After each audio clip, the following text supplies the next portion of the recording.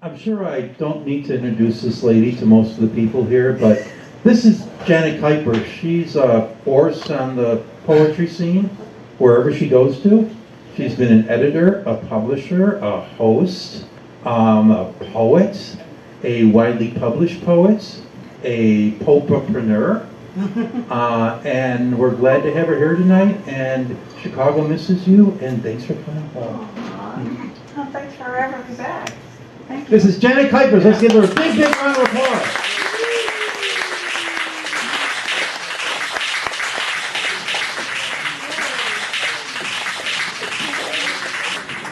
Thank you very much for that. You are the best. I hope it doesn't turn off. Hi there. I've missed you. Hello. I would like to say that I decided to come here with a couple new book releases through Scarce Publications, and I made a New Year's resolution in 2019 to write a poem every day. And I'm like, that's a challenge, and sometimes there'd be something short and sweet, and friends Avram through Robin's like, hey, they want tweets for periodic table poems, and I'm like, hey, I can do that, and that will be quicker. So I was doing some of those too, but I've been coming up with a lot of things. I'm trying to come up with ideas, and I would look for things, and I'm like, well, what do I write about now? And I thought, well, why don't I look and see if there are any holidays today or something to that effect. And I had written so many things for different holidays of the year that John actually suggests to make Volume 1 and Volume 2. So after this first 6 months of 2019, Scarce Publications released the book Every Event of the Year. This is Volume 1, January through June. There's a lot of stuff in here, man. Like, if you want to know about, like, National Sword Swallowing Day, there's something in here about that. There are a lot of holidays and weird little events for the year. And so there are lots of things, from a poem about Lent to a couple things for Atheist Pride Day. So it's all over the place with stuff. And I thought I would read some from here from you. Also from my other book of shorter pieces that I had done. If people remember from a year or two ago, I released books called Pharaoh Memes, not pheromones, because you could be attracted to someone's pheromones, but maybe you'd be attracted to my words or my memes. This is Volume 3 of Pharaoh Memes, of haiku, Instagram, Twitter, and poetry, and I thought, I'm tired of my mug on it, why don't I show my class picture from kindergarten for the cover of it. And so I will share things from both of these books for you. This first poem I'd like to share with you is actually in both of them. But since I said I was going to start with this one, I'm going to read this first poem from this book for you. It is written on and for Martin Luther King Jr. Day, and it is called Our Color, Our Gender, Our Creed. Oh, I'm hoping that John would play some music, because I had some background music and I was hoping to share it with you. It's really quiet, but this is music that was from him that he had done in Nashville. So I hope that's quiet and not too loud, and I hope that works just for good background stuff for you. As I said, this one is called Our Color, Our Gender, Our Creed. There is a house inside of me. It's a house with a rich heritage, brimming with the knowledge of how our souls have flourished and how it could be so quickly taken away. And there is a house inside of me that has had to shut down, to hide everything away, because those who don't look like me decided that I was nothing and treated me accordingly. There's a house inside of me. Its pulse has an infectious rhythm that we've had to stifle, to hide from your generic white-bread world. We only let it out when we're alone to save us from your madness. There is a house inside of me. I've hidden it away. I've sealed it up and placed it deep within, brimming with my history and my future. And I don't let it out when people can't think of me as human. There is a house inside of me. I put boards over the windows to save myself from your storm. With your wrath, I've got to learn to not fight back, only because my captor won't let me. There is a house inside of me, and this house will stand strong even after you have raped me, beaten me, tortured me, tried to kill me, treated me as nothing, but you were so wrong. There is a house inside of me, and what you don't understand is that this house will outlast yours. Trust me. If your house is built on distrust and such blatant disrespect, then your house is bound to collapse. Because after all this time, and after my wanting to fight, I have learned that passive resistance is only a part of my story. Because in these struggles, I have gained a wisdom and a connection that is beyond this house that is inside of me, beyond this sharing, this inquisitive mentality. So what I want you to remember is this. This house is a symbol for all like me and for all those not like me too. Because I have a dream that everyone who has suffered like this, and even those who have not, should share their stories with all of the world, no matter our color, our gender, our creed. This is my dream, because this is how we truly grow. Thank you. I have decided to share strange holidays with you, and I'm mixing them up. This one is in February, and it was because of the day of the Reichstag fire before World War II. So this is called We Didn't Start the Fire. Precisely 4 weeks after Adolf Hitler was sworn in as Chancellor of Germany, Germany's Parliament building, the Reichstag, was set on fire. And Adolf Hitler, what a fortunate happenstance this was. And all I could do is just pass the Reichstag fire decree. It stated that all communists, since one started this fire, were against Germany, which cemented Nazi Germany and made him become actually the Fuhrer. Fortunate happenstance for Adolf Hitler indeed, or was it a well-orchestrated plot by the German government, making the Reichstag fire synonymous with a red flag, a ruse to fool a country into condemning a false enemy so that they actually support their true enemy instead? This is how the masses of the decrepit Adolf Hitler actually orchestrated his way to power. Documents unraveled after the end of World War II, plus information revealed during the Nuremberg trial, shows that Hermann Goering may have started the Reichstag fire. Needing a patsy was easy when they found this unstable Dutch communist, Marinus van der Lubbe, and man, did Hitler really hate those communists. I mean, the story just seems to be writing itself. And you're probably now thinking that we're going to go on a tirade about, concentration camps, or the twisted experiments of Dr. Mengele, or the twisted sadistic acts of the chicken farmer who was too weak to actually get even admitted into the army. But no, Himmler and the SS weren't even around back when the Reichstag burned to the ground. This was when just the seeds were planted in the German government.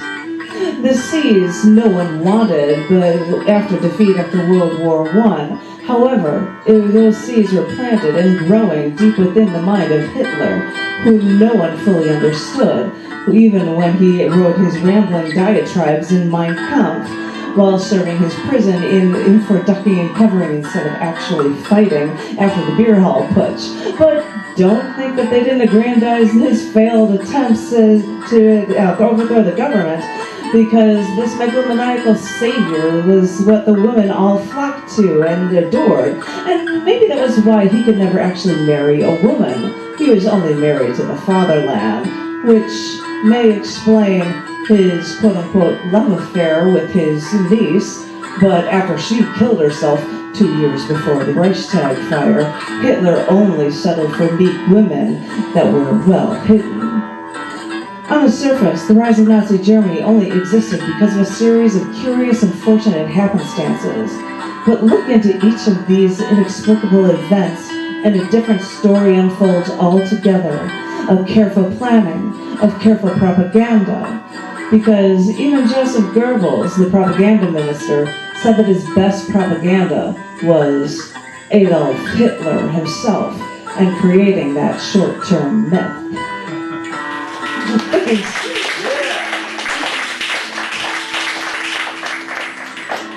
You didn't think you were getting a history lesson at the same time, did you? Guess what? No, it's going to be a science lesson because this seems to be a fortunate jump. This one was written on March 14th, 3.14. Well, that's Pi Day, yeah, somebody saw that one. But this is actually the same day as Albert Einstein's birthday. Oh, science, what? This is called vortices indenting our world. Yesterday, I enjoyed reveling in the knowledge about Albert Einstein since yesterday was his birthday, March 14th.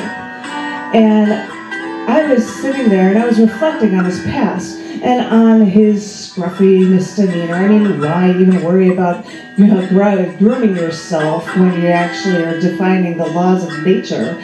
And redefining he did. I mean, I can understand equating the bending of space-time like a vortex indenting any surface, but my mind won't bend or comprehend the slowing or speeding of time.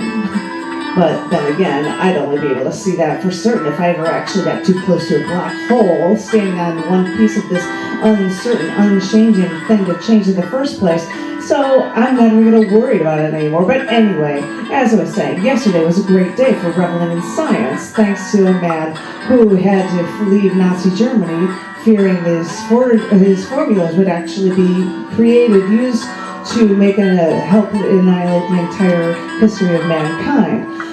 I know that this pacifist chose to write to the U.S. president asking him to not only make this bomb before Germany did. This weighed heavily on his mind, and I just hope that it wasn't so heavy, making him unable to make additional leaps of a physicist's faith, because one physicist did, Stephen Hawking, who's battling not only the science world, but also ALS, living much longer than my friend did, who even got to use the same voice box as him. I thought, well, this was a great story, but yesterday this was amazing. I find out that on March 14th, the amazing thing was that these two scientific minds could actually create. But then I realized, when I reflected on this wonders of Albert Einstein on this day of his birth, it was also the wonder of Stephen Hawking, the day that he passed away. Wow, what gravity a single day can take to the scientific world, as well as to the world's goals as a whole.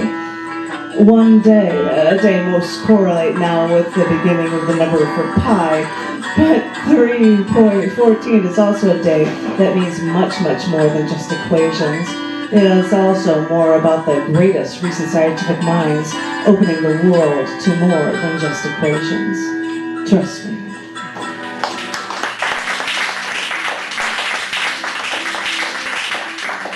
Alright, this one's a fun one too. They actually called it March 4th and Do Something Day. So this is for March 4th, and it is titled March 4th. When things seem to be at their worst, march forth and try to make a difference. After you counsel rape victims, fought for women's rights, come together in a Take Back the Night rally, march forth to support women's rights to feel safe when walking home alone outside at night without needing the man by their side. March forth when you see a political injustice and how a government treats its citizens, even if it means you have to stand in a square to confront an army tank by yourself.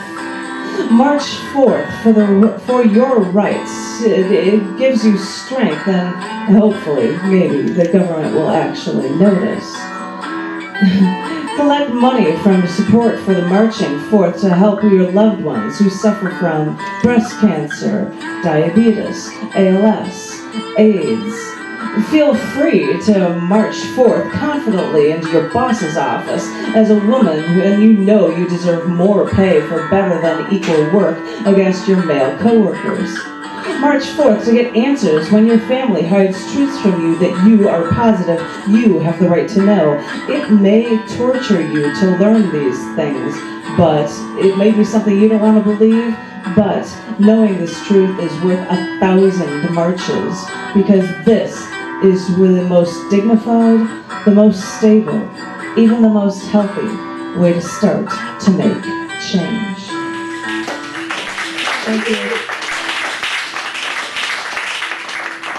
I talk about this book a lot, and I should tell you that this book, as well as the next book I'm going to read from, they are $10.99 and $11.99. I've got proof copies of these things right here. They would end up costing more when you have $3.50 in shipping and handling and taxes, because you know your state has to take money from you. But you can have any of these proof copies that I have on either one of these books tonight for $10. What did she just say? Just $10? You're kidding me. You're blowing my mind. Or buy me 2 beers and that would be about the same thing as well. And if you want a book, you will also get, I will give you a signed copy of this chapbook that I was released right before I left from here from Water of Life Press. Unzip the body bag. It's got a bunch of cooler older pieces and you can have some signed thing. And you can say, oh my God, I've got these signed numbered copies. I am so elite to be able to have these original things like this.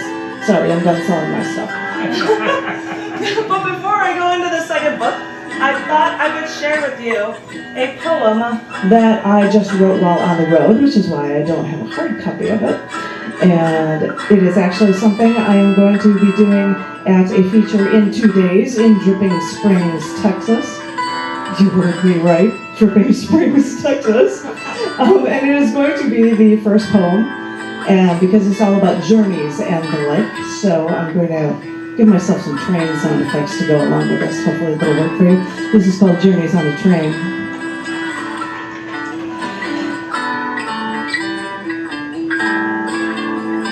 Traveling across the country on the train, I have listened to the rhythmic rock as the engine rolled cars from one state to the next, giving us passengers a sunlit slice of America. Driving out at night to an abandoned road on the outskirts of Austin, Texas, we found train tracks parallel to the quieted road and listened to crickets chirp to their rumbling freight trains. There is rhythmic beauty to the sound of a train rolling down those tracks, from engine noise to the wheels turning on the railroad tracks to that classic clickety-clack noise. You know, a train may give you the feeling that you're going on a big adventure, but to me, the unique sound of the L train, the commuter running a loop in downtown Chicago and then giving passengers rides to every angle of the city to commute, to shop, or to be social, I'm telling you, the L train noise is different from any other train I know. And after leaving Chicago, after being pushed away, coming back and hearing that train truly pulls on my heartstrings, because the train can remind me, that might remind the average Joe of a beautiful adventure, but hearing the L train consoles me and reminds me of being home. What a beautiful journey the train can be, but this one train, reminding you of home, is a perfect memory.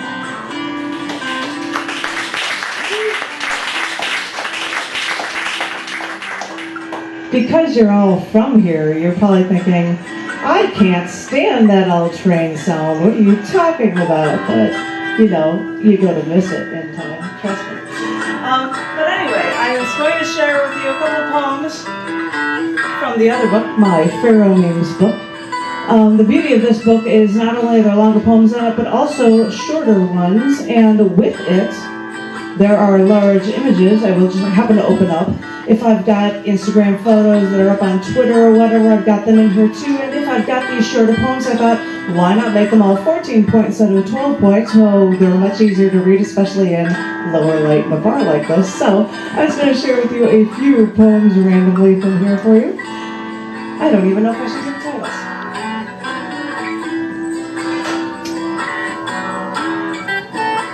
Let's start with this one. I like my haiku one.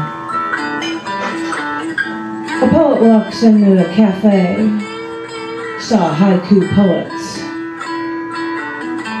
and he thoughts,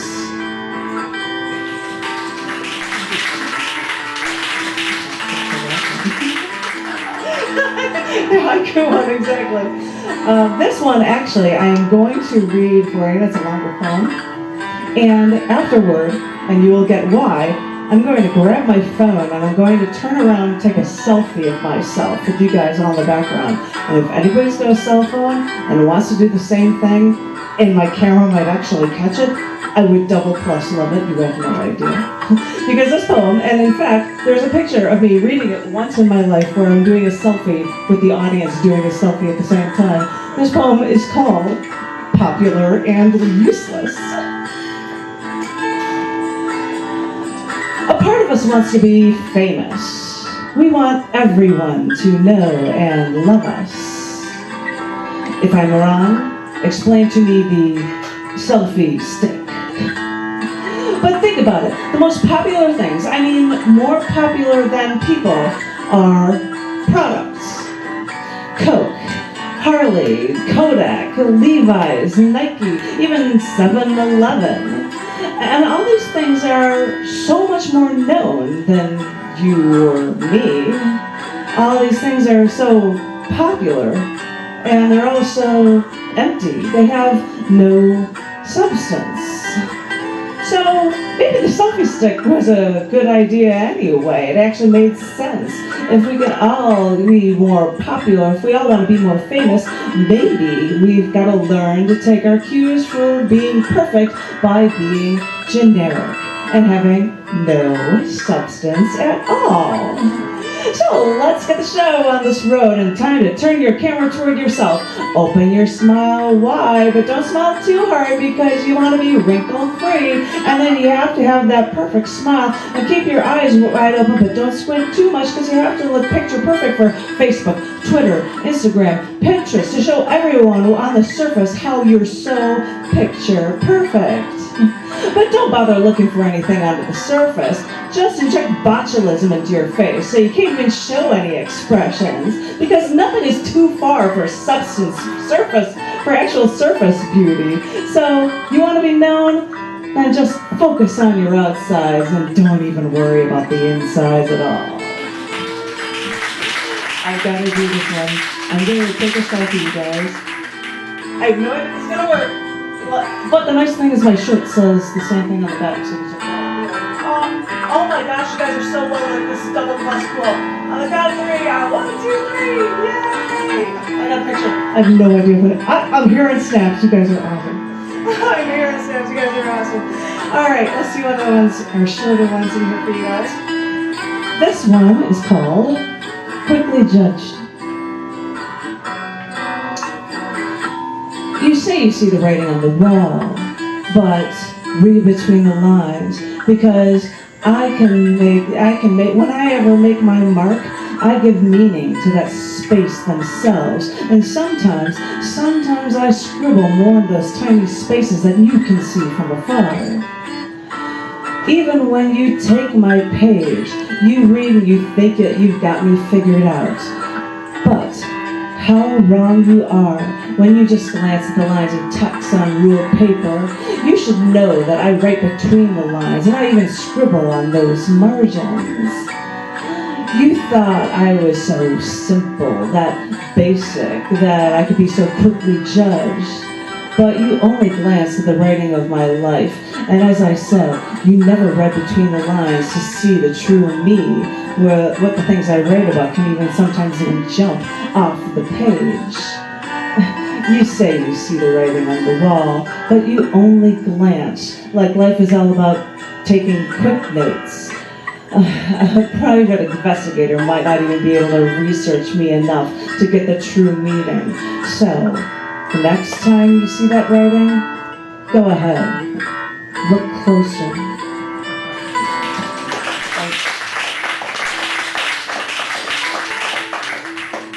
This one is called Metamorphosis.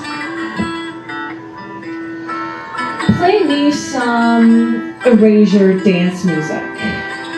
Play me some KMFDM industrial music. Play me some Mozart classical. Play me my life story, whatever that may be.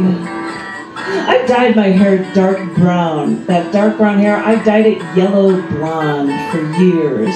At other times I dyed it darker, or I relish in red highlights. Sometimes I may wear just enough makeup for the outside world. Other times I would coat my eyes, my lips, my cheeks in black so that I could reveal how I truly feel. I cover myself in men's clothing and wonder why you don't think I'm feminine. So I change my mind at the drop of a hat and embrace the new me. New and improved, totally what you didn't expect. You nor I. Now, I'm just waiting. When the metamorphosis truly begins, will I even know what I've truly become? Thank you. I'm loving you and reading.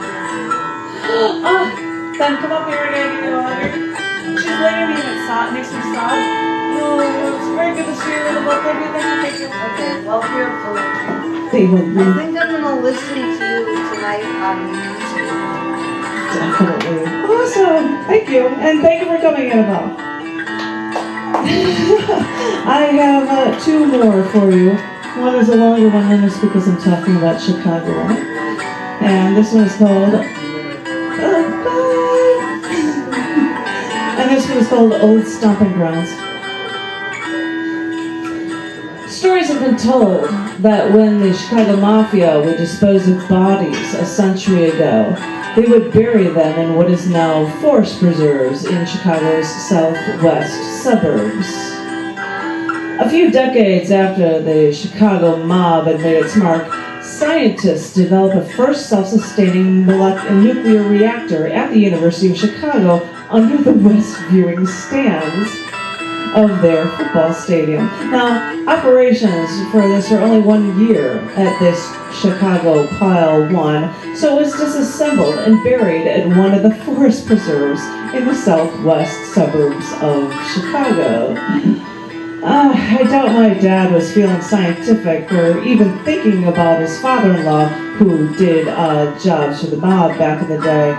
But my dad decided to move out of Chicago and into the southwest suburbs. He could get a ton of land, and his concrete company could help him build a nice home for the family. And it was a nice place to take the kids. It was far enough away from Chicago to still need 50-pound blocks of salt for well water. It was a simpler life, riding our bikes around those nearby forest preserves, and I never got radiation burns there, and I didn't even discover any buried bodies either. So, I don't know if it was the mafia or scientists who gentrified this area south and west of Chicago, and I can't say it was my father's doing. But all I know is after he had lived there for a while, his whole town suddenly became so upscale. So this is when I moved back into Chicago. And when I did, very straight me first moved into a very gay neighborhood. Unluckily for me, I couldn't stay there. I had to move. And so I moved not to where all my friends lived, but very white me moved into a very Hispanic neighborhood just north of where the gangs would pick you out because of this color of your skin. And yeah, I lived there for years. The rent was cheap and I had a ton of space, although I got tired of trying to watch my surroundings, and I always stayed safe. I was fine, really, because there was no other place I'd rather be. I've been moved away from Chicago for years now. But recently I went back and visited my old stomping grounds, and I was stunned when I saw the streets of my old neighborhood now lined with martini bars, and kitschy shops from local artists, and vegetarian restaurants. And although I don't believe it, that's when I was told that I must come from a long line of gentrifiers. Now, by the strict definition, that's not true. A gentrifier buys old houses and renovates them so that more upscale for people. I don't do that. I just move somewhere and change the neighborhood instead. Thanks.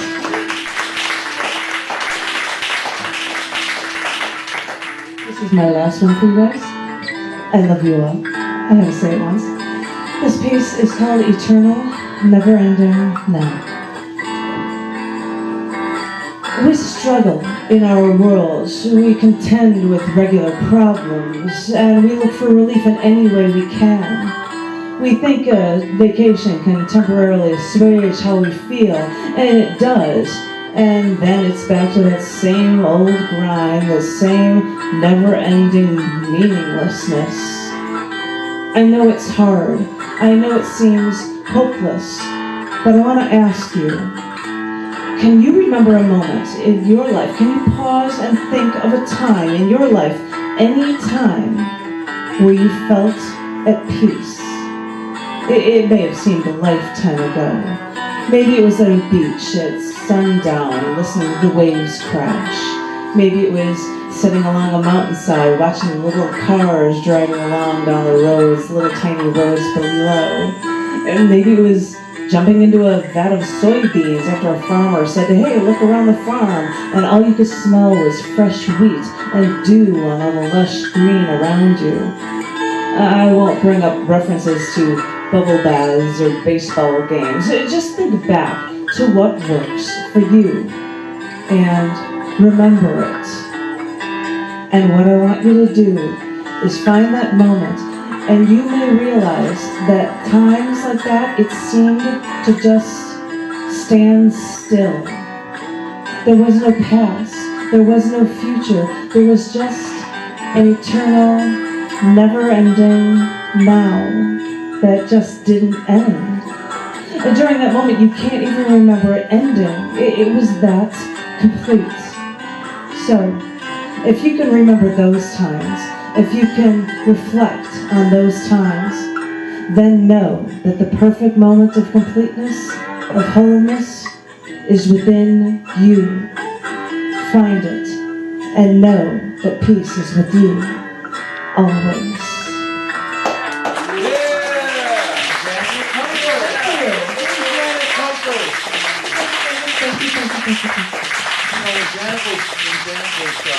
During this reading, they used to pass the hat, and I thought, okay, we're passing the hats, and we're just trading money back and forth to different people on the poetry scene.